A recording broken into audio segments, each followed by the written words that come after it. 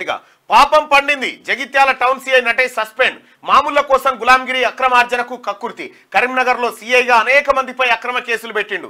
కేటీఆర్ బంధువుల పక్షాన నిలిచి బాధితులపై పైశాచికం. గతంలో మల్లన్న టీంపై క్యూనిస్ పై జర్నలిస్టులపై ఫేక్ కేసులు. సివిల్ పంచాయతీలతో భారీగా కూడబెట్టుకున్నట్టు ఆరోపణలు. నటేష్ నట విన్యాసాలతో పోలీస్ వ్యవస్థకే కలంకం.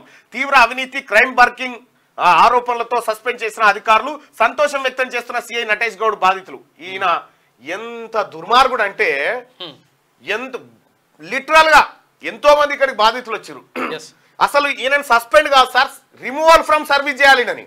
అసలు కరెక్ట్. అది ఇది రక్తం దాగడం నేర్చినటువంటి జలగ, అవినీతి జలగ. ఈ జలగను రిమూవ్ ఫ్రమ్ సర్వీస్ చేయాలి. అనేకమైనటువంటి ఆరోపణలు ఎన్ని కావాలంటే అన్ని ఆధారాలు ఇస్తాం మీకు. ఇవాళ కరీంనగర్ సిపి ఒక డైనమిక్ ఆఫీసర్ వచ్చిండు కాబట్టి ఇటువంటి వాళ్ళ ఆటలన్నీ చెక్ పడతా ఉన్నాయి. కరీంనగర్ లో బీఆర్ఎస్ కార్పొరేటర్లు కూడా అరెస్ట్ అయ్యి జైలుకు పోతా ఉన్నారు.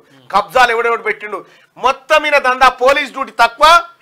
ఆ కేటీ రామారావు సిటీ రామారావు ఎవడు ఉంటాడు కాడ. వీళ్ళంతా కలిసి ఏం చేశారంటే భూములు కబ్జా పెడుతుంటే వాళ్ళకు ఒత్తాసు వలుక్కుంటా ఈయన దొంగ కేసులు పెట్టేది. నటేష్ కేసులు పెడతాడు ఈయన అయ్యే జాగీర్ లెక్క. ఆ రోజే పేద గొడవ ఆయన మీరు చూస్తారు కదా, ఆయన మీరు చూడలేదా? మామూలుగా కాదు ఇక అసలు. మళ్ళా బాధితుల మీద వాళ్ళ మీద కేసులు పెట్టుడు. మళ్ళా ఉల్టా బాధితుల మీదనే కేసులు పెడతా ఉంటారు. Sir WhatsApp ఒప్పింది.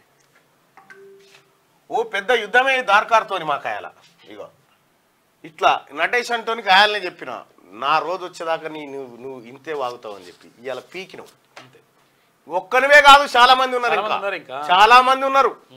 ఒక్కని కూడా వదిలిపెట్టాం ప్రజలకు అన్యాయం చేసిన.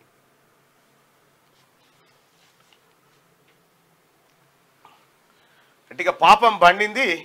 జగిత్యాల టౌన్ సీఐ నటేష్ మొత్తం అక్రమాలే, మొత్తం లేస్తే ఇవ్వాలి. ఏం అక్రమం చేయాలనేది దొంగనయ జైల్లో ఉండాల్సిన పోలీస్ స్టేషన్ ఎటుగా పెడతారా?